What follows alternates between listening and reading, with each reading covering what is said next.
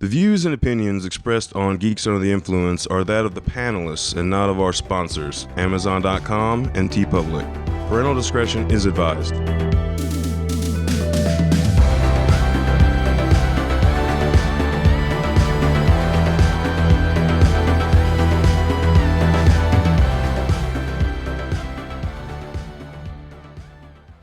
GUI Nights. Welcome to another episode of GUI Nights. GUI Nights. Yeah. It's not Friday the 13th. I was going to say. Oh, could we get that 70s porn music, please?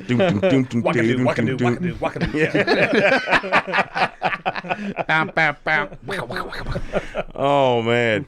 You are tuning in to GUI Nights right after we just knocked out the fucking episode on the epic Marvel film Wakanda Forever. And it was an hour and a half. I was talking about how Julia Louis-Dreyfus fucks. Hard.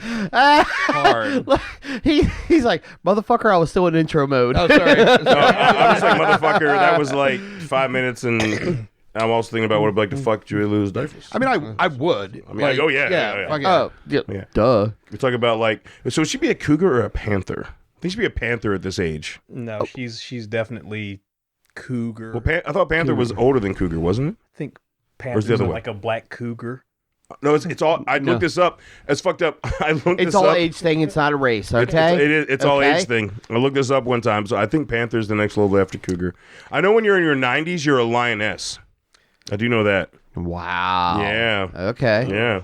So. Man, I mean, I just think little astral glide, bro. It's all good. when I had the mental picture of Julie Louis-Dreyfus, I think the of Sahara. Christmas Vacation. That's my go-to. I'm just thinking of like octogenarian felines now. Like, what does the 80s say? Like, what kind of sexy cat is in your 80s? No, Like, in the term of where cougars and all that came from, women are feline and men are canine.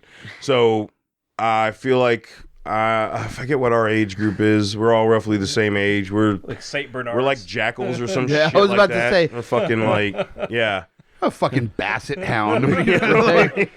I was about to say I'm some English bulldog looking rough, like rolling pulley motherfucker. I will say the male canine equivalent as far as age goes to the power of the animal does not equate to the women's feline. I was like, about to when you're say, 90, you're a lioness. Like men are nowhere near even close to that. As long as none of us here are talking about we're the three-legged mutt dying in the alley at that point. As long as we're not like, we're alpha wolves.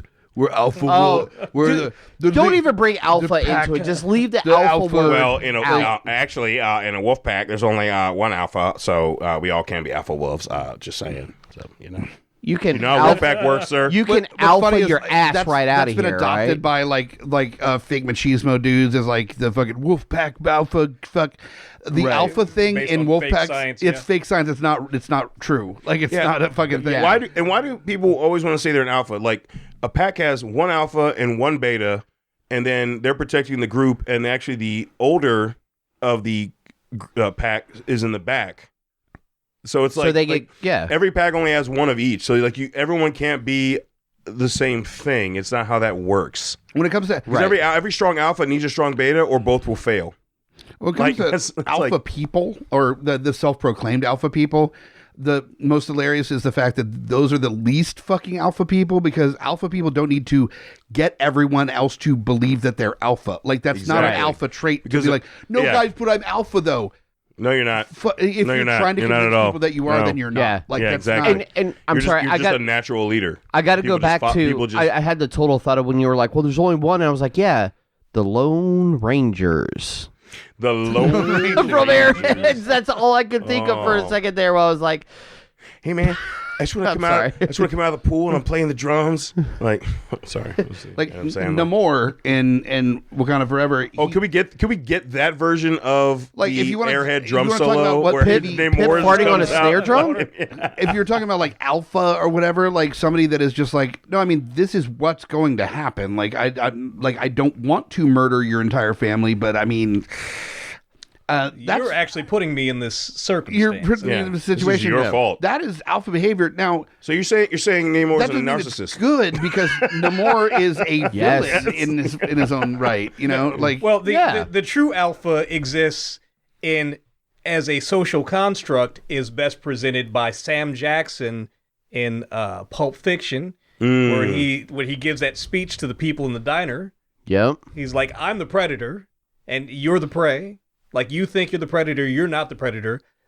I am the tyranny of men, and you are the weak, and I will fuck you up Yeah. if you continue on the endeavor that you are. That is alpha.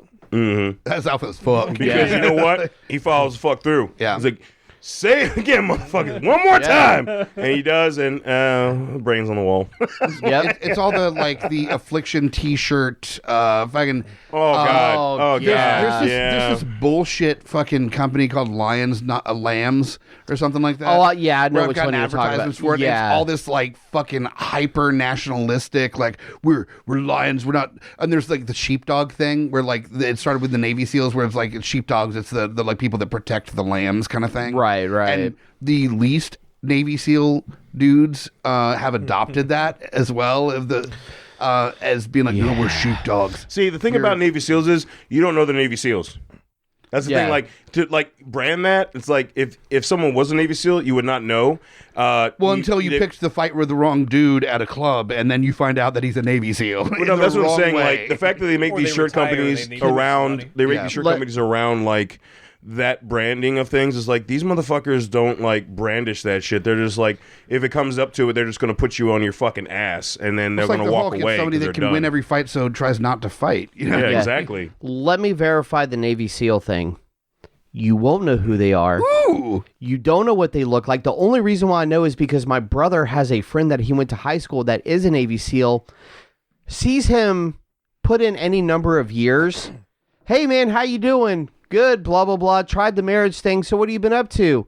Classified. Yeah. And that's all you get from them. Cool. Let's hang out and catch up for what you can tell me.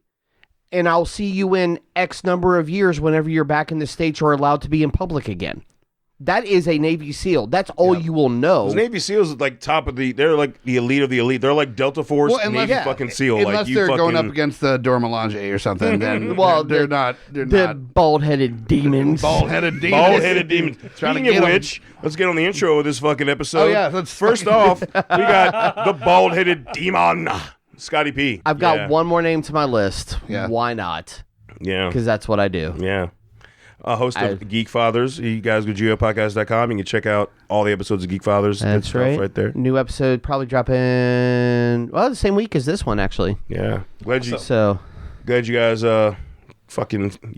we broke the hiatus. Yes. We've had a couple episodes out now, and good stuff. Smash and I are back on track. Unfortunately, besides all the other stuff, one of the worst things I had to put is podcast wise, I'll say, is we're behind on our designs now. We had so many great design ideas and stuff we were working on, and now we're almost square one again, trying to pull stuff. So, but you've got 3, I think, so that's good. there's a couple, but not a whole. It was they're still technically originally from my solo time. They're not all from when Smash officially joined me as co-host. That's true. Yeah. So there's a couple things. I got to reach back out to him. He's a busy man. But Jared Gaines, who is a local artist, been talking to him about a few things. But either way, Jared Gaines. Yeah. That's awesome. Yeah. Look out for that shit. So guys. no, Jared's awesome. I've got some of his work tattooed on me and all that. He's a great dude. Go. I think JaredGainesArts.com or What's the something. shop? No, he doesn't tattoo. He just does the artwork. Oh, no shit. Yeah. He doesn't tattoo or anything. He just does those prints. He makes the shirts, stickers, and all that stuff with all the designs that he does. Yeah. So no, great artist, great local artist. Loves the punk rock. Loves. He's actually listening to random GUI stuff over time. Loves what we do. So. Fuck yeah. Awesome. Oh, yeah. Thank you, sir. Yes. And right next to Scotty P, we've got Thandi, who co-host of Smack My Pitch Up and promote your other shit, brother. Oh, and my handle is Jonathan Blade. There you go. And Smack My Pitch Up will soon be back from hiatus. Yes. So listen out We've for that. actually tweaked the format a little bit, streamlined it a little bit. It's going to make it a lot easier for us to get more consistent episodes out. I'm excited to hear the new format, honestly, on an episode. I really am. Honestly, Yeah. I Excited to hear think it. there's always been something kind of bothered me about the format, and I think our very, very slight tweaking. If you like the original version, this is actually just going to be a more streamlined version of it. But I'm very confident. It wasn't a bad version. It was just clunky, a little, if you will. yeah, I think you that's know? it's kind of like And that's what I'm saying. I gets just it want down to hear to- that just version of it. we, You know, we that pulled out the snap, back snap, seats snap. of the car so it goes faster. Right, Yes. there you go. Yeah, like there we're you and, go. yeah. I am also I empty am the sort of trunk, yeah. biased when it comes to Smoking Pitch Up, since I was like, we now have a fucking reboot, but the first episode of Smack My Pitch Up was you and I rebooting Quantum Leap. Yep. That was the very first fucking episode. What sucked is like pre-hiatus, we were on episode like 98 or something. We're like this shy of 100. We took the break. Like, Oh, wow. Damn it! but that's honestly a good time to like. Well, 100 probably would have been a good time to like take a moment to like. 100th episode, Reassess, guys. yeah, We're yeah, we're but no, we're- Celebrate nonetheless. Yeah, we're coming back strong. Yeah, we'll be releasing more And consistently. and who are you? Oh, I was like I was. I got you. I'm helping you. I don't need your help. You're helping like a heckler helps. Like I don't want to hear that joke. I want to hear your old stuff. Come on, give me some new shit. say something funny. Yeah. Free bird. No, Take sorry. your shirt off. Oh wait, whoops. I mean, I wish. I wish I had that kind of energy, like in a crowd. Co-host of Smack Pitch Up, co-host of Deeply Upsetting, fucking founder of the GUI Network, and also I am his co-host on the GUI podcast. We got Mike out Bickett. Yes. I said also you didn't have to. I do shit. Oh God. Yeah, I do a lot. No, And the new show. yeah, and promote that shit, man. actually, Yes. well, let me do like an official, like on the fucking show announcement is that there's going to be a new show sometime after the first of the year. Working on the exact release time. It really depends on when we're ready to go. Pop Cultist. Yeah. A new, so excited for this. New one. The basic gist is what's your deep dive nerddom that nobody else appreciates? Everybody's got one, whether it be Waterworld or the fucking Garbage Pail Kids movie, or there's something in there that God. everybody else thinks is a piece of shit and you love it. Let's figure out how to make it a cult. That's the whole gist of the show. So it's going to be a lot of fun. And it's really, the main focus is celebrating that it's okay to like things that other people don't like. It's okay to just like what you like and not be, not hide from it. And as much as like, as I know you were kind of talking and you kind of fleshed it out with me and got me to understand kind of as we were talking through it, like the actual concept of going forward. How sad is it that we as a society can't just enjoy shit too? Like, I mean, I'm sorry, like not as a negative at all, not at all towards, I think this is going to be a great show and it's going to allow people to just to geek out even harder. I'm just saying, like, because there's so much toxic shit, and I don't want to delve too much into that, but like that statement does ring true where like there's just so much toxicity about what people love. It's fucking a result stupid. of us Right. having an embarrassment of riches with content. Is that we've been able to Have we gotten that? enjoy like- virtually only the thing. We've gotten to a point where we can enjoy just the things that speak to us directly. And so if something that we previously liked or think should be something that we likes is slightly different than what we want, we get really pissed off about it. Tribalism is part of our human Yeah, nature. absolutely. But I'm Right. yeah, and But I'm the saying internet it's like, just kind of like puts nitrous in that fucking gas tank real hard. and like, I guess I'm coming more from this, the place of there's tons of shit I don't like. I don't need to shit on it when someone says they like it. and that's the like the less like, Right. the you know what I less mean? funny Like, underpinning of pop cultist is it's going to be a comedy show and it's going to be very light. and that's in its why approach.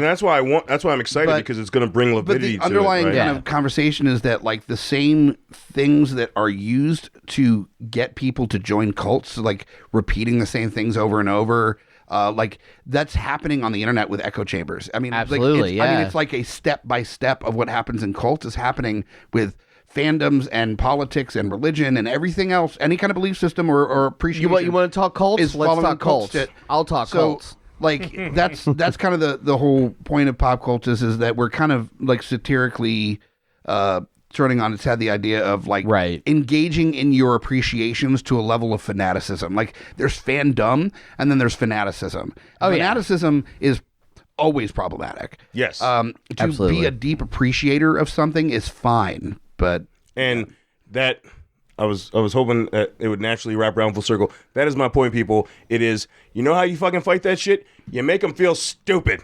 You make them feel stupid. and the person that's Because- really good at making people feel stupid, Lowdown Brown McGovern.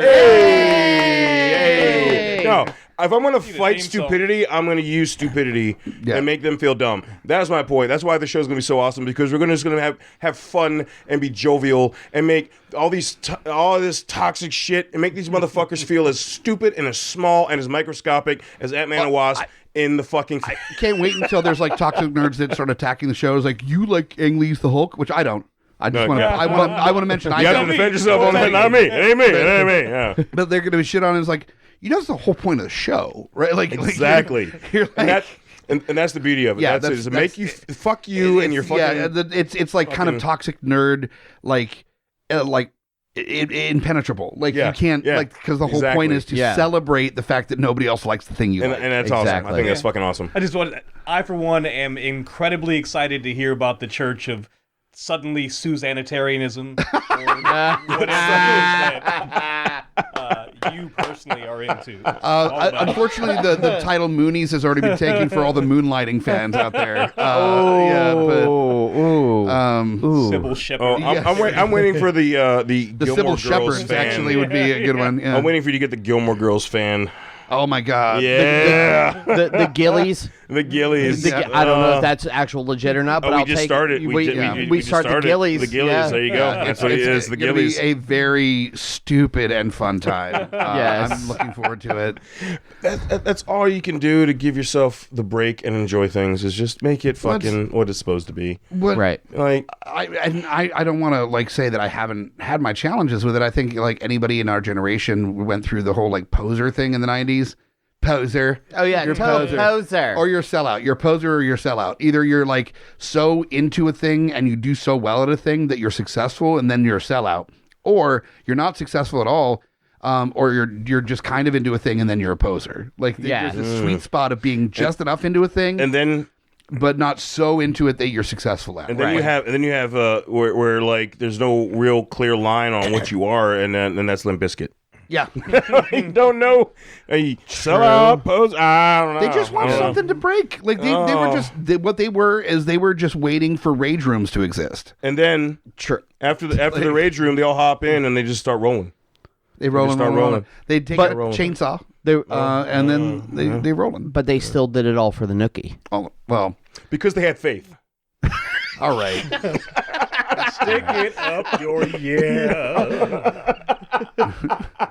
Oh, that was terrible. Holy That shit. was bad. Oh God, I'm sorry, listeners. That was, and I'm apologizing again, but I feel like that reference deserved an apology. I think all of that era of rock hip hop the rap metal, the rap requires an apology to like human history. Very true. Yeah. But I was going to say that was also for certain age of people who had to live through that. That was also getting the best education on what selling out actually means. Oh, there were so many groups that came out. Yeah, it's and true just for every fucking- generation. Well, it's different, but to sell out actually means to change what you do for Sure. mainly monetarily. We saw so many bands see that and then switch it up the next album. But and so fucking try to so make that many dollar, yeah. bands that were still called sellouts and actually lost following. Mm. All they did was get on. They just happened to be on the bandwagon for whatever was happening at the time, but they didn't change. I maybe it's my age. It's not maybe. It's definitely my age. Yeah. That has changed kind of my perspective on that. Is that like there are just as many artists out there, or like directors, musicians, painters, whatever, like whatever kind of creator you are, that is evolving. That is called a sellout or a poser or whatever. As much as there are people that are trying to change what they're doing to try to get successful. Yeah, there's a bunch of forces at play. And there's also Absolutely, like yeah. there's a very delicate balance of like being mindful of what like the crowd expects and being a sellout. Like if you're a band that makes even with podcasts or whatever content creation, if you don't give two fucks about your audience at all, you're like fuck them, we're doing exactly what we want to do and we don't care about them at all, then enjoy your basement for the rest. Like there needs to be some consideration of your audience when you're creating art for other people to enjoy. Right. Like, And it's hit or miss on that. It really is it's an ebb and flow, sure, if you will, because there are the bands who were just doing their thing. And I say bands because that's just where I remember mainly like in the 90s with music for like, and then of course Real Big Fish had their song where they made fun of everybody about it. Out of a genre where it's just a bunch of people that like, the best thing ever is the discussion that ska is just the music that plays in like a 13-year-old kid's head when mozzarella sticks show up is 100% what ska music is. Yeah. The third wave ska. Third wave ska. Don't get me started on the history of ska. Yeah, no. But like third wave ska. he's like, no, there please. There are people that are calling like ska bands sellouts. Like, this is the goofiest fucking. This is the Mr. Potato Head of music. Like, it's just silly fucking dorky shit. It's people in suspenders and like fucking Rivers from Weezer glasses playing horn section shit. Who had to split 10% 6 ways instead of just 4 ways. You think they're because worried they about have two horn players? You think they're worried about being cool? Yeah, exactly. Yeah, great. Whoa. They're wearing bow ties. Yes, bow ties. But that's the whole thing. Whether it was music or anything, there was, like I said, that's why I say it's almost a case by case basis. Where there were plenty of bands that were doing their thing, and then they were part of like, oh, everybody is loving punk rock or a certain type of punk rock, if you will, and they got thrown in, and where it was just like, okay, but they're not changing what they're doing. Yeah. Well, take Rancid. I think Rancid is actually a perfect example. They've evolved. But they haven't changed a goddamn thing. Yeah, but they were definitely called sellouts when they were literally selling out shows. Right, but yet they were writing the same shit when I saw them in 1994 in the Flood Zone. The big conversation in the 90s and early 2000s as far as sellouts, there was a number of bands, but I think the one that I remember most was Metallica. With the Black Album? Well, not just the Black Album, but more so Load. Yeah, because I want to hear about Black Album, but Load was definitely because Black Album is like hit or miss. Like, I mean, yeah, it's definitely different than their definitely earlier polished albums, comparatively. But there's still a little bit of that same kind of like Metallica dust on it. A little bit of grit, but it's still then polished. You got Load, and that's what it is. It's a big, wet load in the shorts of Metallica. And then they reloaded. Then they reloaded. In 90s. They didn't change the diaper yet. Yeah. They just One of reloaded. the big things, especially for music, is that not everybody can set a trend. There's very few artists that set the trend. So when artists have to change to adapt or if they want to evolve musically, they're going to have to follow a thing, and that thing might be more commercial, but if you have already established a name and you want to maintain that name, you have to do what you have to do. And you could be one of those few talented who sets the next trend for what the next thing is before the next thing comes in and takes you, but you're probably not going to be that person. So, But even with Metallica, like I think everybody for the most part agrees that those albums fucking sucked. Not as bad as Saint Anger, but why? But why? That being said, is that there are all these things that we don't know as people outside of the band. Is that like it might be that they were getting to an age that they weren't trying to thrash as hard. Well, as they sobered up first off, which changes a lot for anybody. That was with Saint Anger. Now with Load is actually the spiral. That was hitting rock bottom. I've been thinking about like the kind of music I listen to now, and then I'm in my 40s. There's still plenty of punk rock I listen to, and there's a lot of like angry like punk rock that I listened to as a teenager that still fucking hits. Adolescence, fucking Black Flag, like Fear, like Misfits. GBH, UK Subs, like all the Europe bands I've been like checking out again, man. Do you know the last time I listened to The Exploited was? I don't remember. I actually got a new a CD of theirs just recently. Where I'm just it's the like super angsty teen punk that I just can't get into anymore. Yeah, because like I can't connect to it like I did when I was a kid, and that's okay. There's nothing wrong. And it's not that I have any disrespect for those bands or anything or think they're wrong, but like I've grown up in a way that it doesn't connect to me anymore. But I also listen to like really fucking goofy retro wave music now.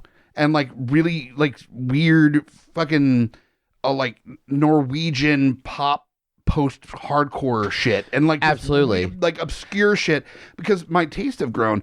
Musicians are doing the same shit. Like artists are doing the same shit. Yeah. So like there should be room to let people grow. One of the first discussions you and I actually had when we first met was the whole thing of like, no, we got to have punk rock. And then we were like, no, why do we have to stick with one genre? Yeah. Why do you have to stick within this niche of whatever shit you're doing? With some of the genre related things and going into genre bending, I think that at certain points it didn't really seem to affect, and it was a positive. But then, like when we talked about nu metal earlier, and to Thandi's point of being groundbreaking, you had those 90s bands that brought in hip hop influences, especially like with their bass player and their bass lines. Like you can look at Korn, you can look at Deftones. Like to me, those are like the top two fucking trend setting as far as for metal goes, like that new wave of metal 90s bands. Oh, absolutely. Yeah. But then you start, it's like almost because they brought in rhythm and they brought in funk elements and they brought in hip hop style melodies, that now you got this saturation of bands that were almost like misappropriating that style of music to make a point. Yeah. Because now you're like actually watering down two genres. You're watering down the message that was prominent in metal, and you're watering down the message that was prominent in hip hop. Where because if you go back pre 90s, hip hop was the same message as metal and or punk, but for a different Audience. group of America, a different audience of America. Yeah. And what happened in the late 90s was we just lost the voice for both, basically. Well, I think it's a little bit like you're definitely right, but it's a little more complicated than that too. Is that like you're looking at the era of like the late 90s into the early 2000s, and you've got this era of progressive growth that has happened in this country, where there's like a lot like Don't Ask, Don't Tell is fucking garbage, but it's a hell of a lot better than there was, Right. There is this explosion of like that hip hop is finally allowed to be on MTV, like white America, and not just for 1 hour per day. It's exposed to like hip hop in a more major way for the first time ever, and also like representation is becoming more available. At the end of the 90s into the early 2000s, there's a financial downswing to a degree, which means that a lot of middle-class kids are now dealing with like less financial stability than they're used to from their family upbringings.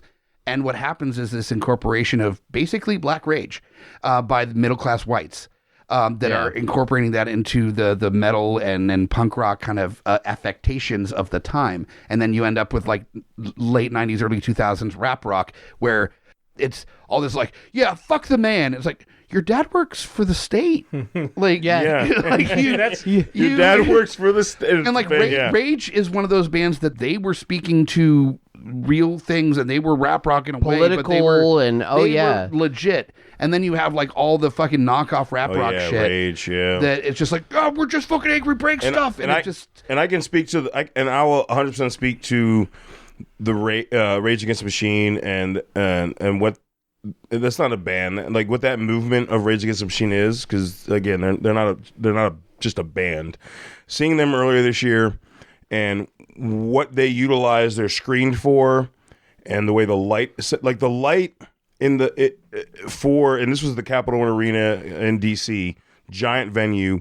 The light was focused mainly on the screen, and you had some overhead. You did have overheads for the band, but the focal point was whatever message the band members agreed on that needs to be displayed during this song. That was a pivotal point in not just American culture, but in world culture of any sort of oppressive, heinous, hateful act that was done to an individual or a group, or what just a group does to oppress They were masses. political. They weren't aggro for the sake of aggro. Exactly. But it's just to see a band come back 30 years in, 35 years in, well, not 30 years, 30 years. They made a point in their stage show to emphasize what they're writing and singing about versus hey, this is Rage. All the lights on us. Let's fucking... We're angry because we're angry. We're fucking... We're still doing this. Like, no, like, they brought up names and dates and wrongful acts of people dying and dates of that. And, like, that is, like... Not fronted by a white guy. Well, very true. I just think that, like, that shows... it's a testament to what the band always was. Yeah. and how they brought in their individual cultures because Tom Morello being mixed, white black. Zach De La Rocha, I think, is what he's black and Mexican. Yeah, I think Hispanic. Yeah. Yeah, I can't say. And then obviously, Hispanic is probably the best way to I think put the it. drummer and the bass player are just white, but like still like they all have a mindset of like understanding. What do you mean just white? Yeah, you don't know. I think that is super interesting because my recollection of turn of the century and early aughts music is that it was the most commercial that music ever got in the history of pop music was turn of the century and early aughts. Just some like empty, just let's sell some records kind of music. Oh yeah, Well, absolutely. I mean, you're correct. Is that even that rage that was happening, not the against the machine part, but like the stuff, was still highly commercialized. Limp Bizkit was highly commercialized. Even like the weird, freaky metal stuff, Because like we're going to Mudvayne break stuff. and Yeah. Disturbed were highly commercialized. They Disturbed was on fucking was on Don't do that ever army again. commercials. Where they had like Yeah. Stupefy, like I think it was literally Stupefy on a fucking army commercial. Well, where there's like well- jets flying off of aircraft Well, carriers on their either that or let the bodies hit the floor. Yeah, well, I mean, but what it was is that like at that time this was like the fucking dying breaths of the record industry at the time. They were commercializing anything that had any kind of like audience. well, as much as the humanly early days possible. of streaming as Yep. well, which was killing hard copy sales. You That mean that was Napster? well. Metallica stopped that. Yeah. But Napster, like all the early incarnations of what we consider just your everyday streaming now, though, that's really when those really started affecting the record labels, especially the bigger ones. The indie labels And Metallica. They well, had words. Yeah, I'm saying like Lars Ulrich had words. Yeah. yeah, I'm not even. Yeah. But the indie labels were actually better off Doing a lot because better. it was because We did see a boom, in other genres of music in that time period. We saw a boom in the indie record label, like Victory, Trustkill, all these hardcore fucking Relapse. All these yeah. labels From Ni- fucking took off, man. From Nitro and Epitaph to Fat Fat fucking Records Nitro, yeah. to Well, that's when. Hellcat to Well, I was about to say like You know the punk, the punk labels. I know the hardcore Yeah, labels, yeah, but yeah. all these labels like took off because it was the new voice of the people. It was the new voice of the masses. It was it was actually a resurgence in the still rage. distributed by like Sony and Of Yeah, course, yeah. but if you realize that's Yeah. also when, because we just mentioned a bunch of the record labels, but some of those were also offshoots because they realized they had to fine tune what they had to do. Like Hellcat, obviously being one of the big shoot offs from Epitaph, Yeah. and that's where you get certain bands that they figure fits better under Hellcat or Epitaph, whatever it is. Well, Victory was truly independent, wasn't this, it? this Victory, is the way, well, Victory was mainly hardcore, a little bit of like the new metal hardcore stuff, but then you had Roadrunner was a big one during the Roadrunner was a great one. But the problem with like what started happening though is that you had greed essentially come into some of these humans. human, but that's why you saw this happen in hip hop as well. Is that Exactly, you had like majors at the very beginning, majors taking on hip hop artists, but then you had like Death Row, and then you had like what was it, Master P's fucking label for a million years? Oh, No Limit or something. No No Limit. Limit Records. Yes, Yeah, but like there was yes. all these like subsidiary labels that every single hip hop artist had their own label that they were getting new artists on. Just like the punk rockers, like Fat Mike had Fat Records, Tim Armstrong had a Hellcat. Well, Bad like, Religion ended up, someone from Bad Religion ended up running Brett Gurewitz. Epitaph. Brett Gurewitz, Gurewitz, yeah. yeah. And then he gave Tim Armstrong Hellcat. And then Nitro was ran by. Well, no, that I think Graffin started with Nitro and then went over to Epitaph. I don't know. Relapse is still actually. Apparently, I found out today that I have friends that live like a block away from Relapse up in Pennsylvania. Nice. They say it's like the Discord. Discord. Relapse got big But, into like, fucking look, this the happened- metal. That happens with Metal everything. More though, so like, metal, it's but happening yeah. in podcasting right now. Is that you're looking at like the early era, like beginners of podcasting. You've got like the NPR, you've got Smodco, you've got like the big names. You've got like Earwolf, GUI. I was gonna say you got to course, get some GUI. influence. Yeah, you got to get some Duh. influence. What the fuck? Duh. You've got these big name podcasts that have been around forever, even longer than us, that have been around Right. since like 2010. The early days, That have these massive followings because they've been around for like a million, like they've been around for the majority of the time that podcasts have existed. And then as things have gone on, the number of networks have exploded, the number of podcasts have exploded. Right. We are a little older than a lot of that wave. We got there a few years before other people did, but still, even so, we are a boutique network. We were there first. So we would be in the scale of things that you're talking about. You're talking about this small indie label kind of vibe that Right. we have here, which allows us a lot more freedom, but also doesn't pay as well. And you know, it's the same with those It's indie where do you find that line of like, no, like still waiting for my bonus Hobbit. being paid better, but also like not wanting to lose that Dirty West fucking, But you know, just like You don't. You're going to lose it because you're going to start doing like. You're going to be like, oh, the audience seems to dig this thing that happened at minute 3.25, and they don't dig this thing that happened at minute 5. when and- you're beginning to see what happened Yeah. in the late 90s, early 2000s that Thandi was speaking to, even with podcasting, is that these like Spotify, Apple, like they're all creating exclusive podcasts. Stitcher has exclusive podcasts where they're engineering the shows to meet what they see the audience demand to be. So that's the same thing with like Limp Bizkit was an engineered band. They were literally engineered by a company called The Firm in Florida, the same company that put together like I think the Backstreet Boys or something. One of the boy bands. I was about to say boy bands were like the perfect it was way to basically show that. the rest of the band, and then they found Fred Durst and added him to the band, and like you're a band now, figure it out. Yeah. That songs written for them. They weren't actually like writing the songs. Labels were and- looking for bands that they could tweak to fit what they thought the market was going to be. way to in the- neuter creativity. Hey, Well, Right. that goes back. The labels I mean, creating that's been the bands thing, to yeah. sell. The Oh, that's Monkees. happened for decades. The fucking Monkees. That's Yeah. The fucking Monkees- Johnny yeah. Cash got handed his musicians. I mean, like it was like, you know, you're the face.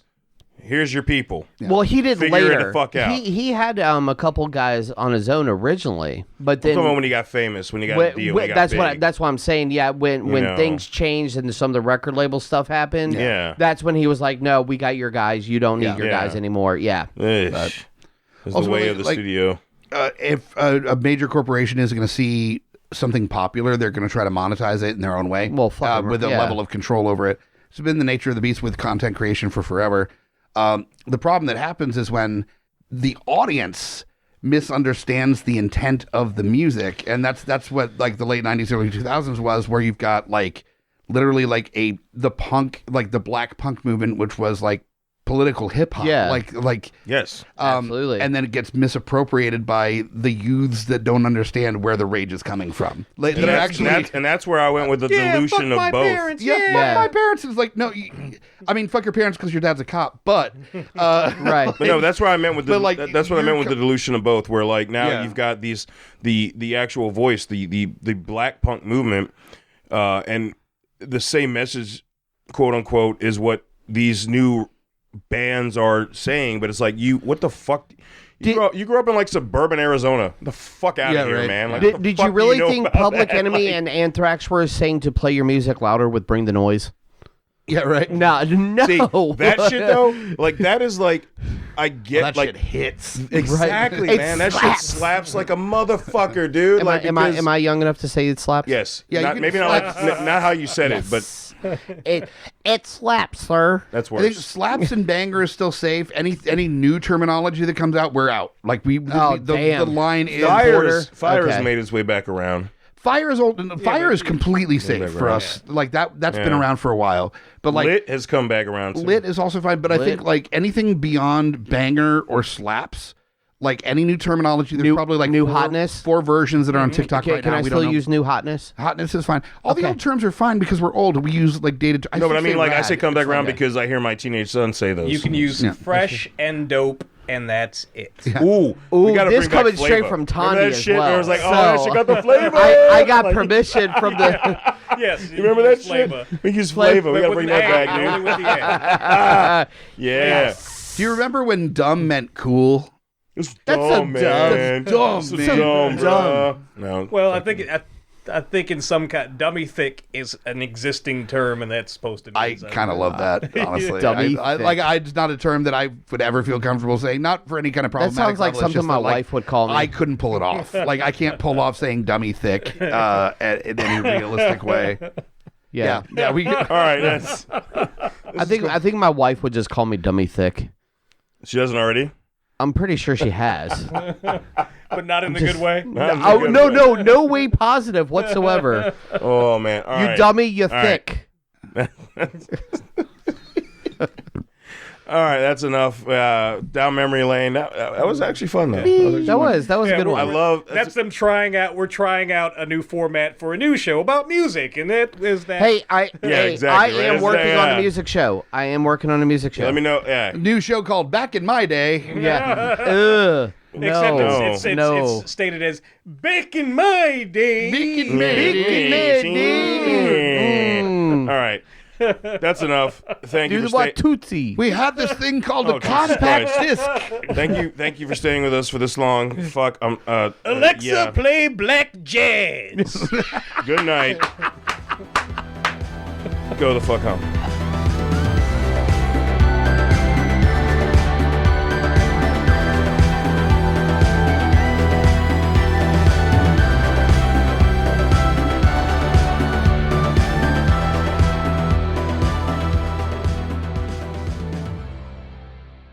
GUI Nights. GUIPodcast.com.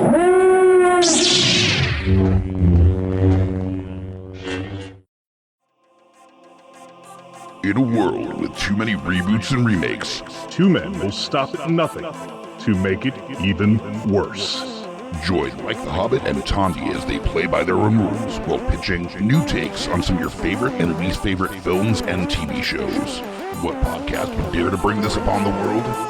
This is Smack My Pitch Show.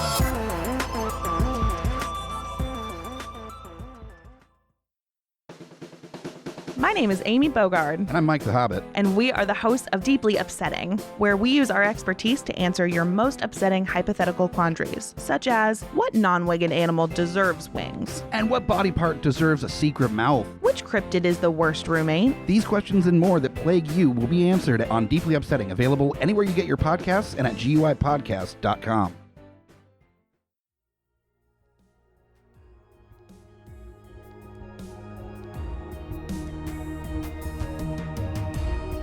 Coming straight from the mouths of madness, I'm Lowdown. I'm FU Hunter. Do you love horror? We fucking do. So this is a podcast dedicated to all things in cinematic horror. We're talking movies, television, composers, special effects artists. We're gonna fucking cover it. So if you love horror, Embrace the madness.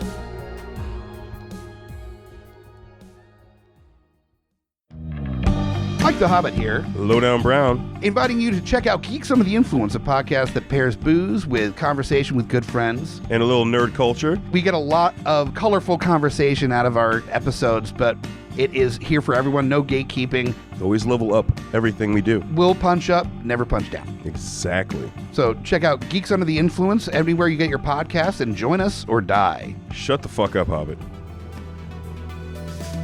Welcome to GUI Nights. GUI Nights. Yeah, I am Lowdown Brown. With me as always, Mike the Hobbit. this is the tangential side of GUI. This is like so many of those other shows that has the after the show bit mixed with a little bit of Baywatch night, so it's a little sexier. It's a little bit after hours. Also while tying it into the previous episode of GUI. So look forward to that too, because this comes out the week after the flagship hour-long episode. So make sure to check out GUI Nights, and when you're done, you can Go the fuck home.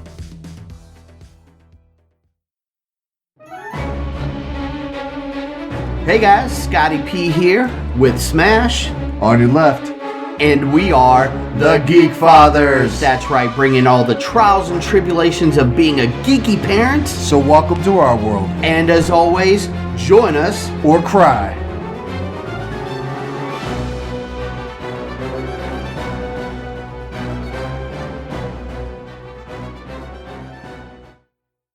In a world of blockbuster movies, there's another dimension. The dimension of schlock cinema. Join us at Beautiful Disasters on a journey into the fringe territory of B-movie abandon. We review the flicks that are forgotten or underappreciated to give them a proper place in the annals of celluloid history. I'm the Groots. F.U. Hunter. Your guides at Beautiful Disasters. Come along with us for a fun ride. May the schlock be with you.